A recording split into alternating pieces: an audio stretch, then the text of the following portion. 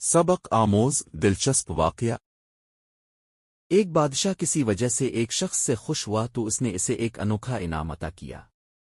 بادشاہ نے کہا، تم سورج غروب ہونے سے پہلے جتنا رقبہ پیدل چل کر ایک مکمل دائرے میں گھیر سکو وہ سب تمہارا ہوگا، لیکن اگر سورج ڈوبنے سے پہلے دائرہ مکمل نہ کر سکے تو تمہیں کچھ بھی نہیں ملے گا۔ سن کر وہ شخص خوشی اور لالچ میں فوراً چل پڑا۔ چلتی چلتے دوپہر گزر گئی۔ اس کے دل میں خیال آیا کہ اب واپس موڑ جانا ہی عقل مندی ہے، مگر لالچ اس پر غالب آ گیا۔ اس نے سوچا کہ تھوڑا سا اور آگے بڑھ لیتا ہوں پھر لوٹ آؤں گا۔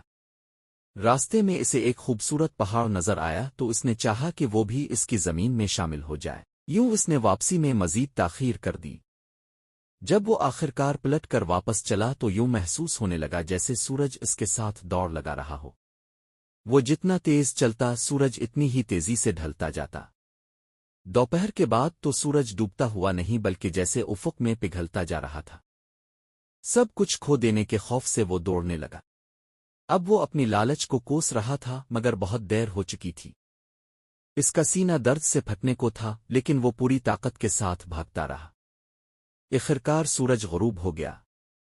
وہ شخص زمین پر اس طرح گر پڑا کہ اس کا سر آغاز کے مقام پر تھا اور اس کے پاؤں دائرہ مکمل کر رہے تھے۔ یوں جس حد کو وہ زندگی میں مکمل نہ کر سکا اس کے بے جان جسم نے وہ حد پوری کر دی۔ اسی جگہ اسے دفن کر دیا گیا جہاں وہ گرا تھا۔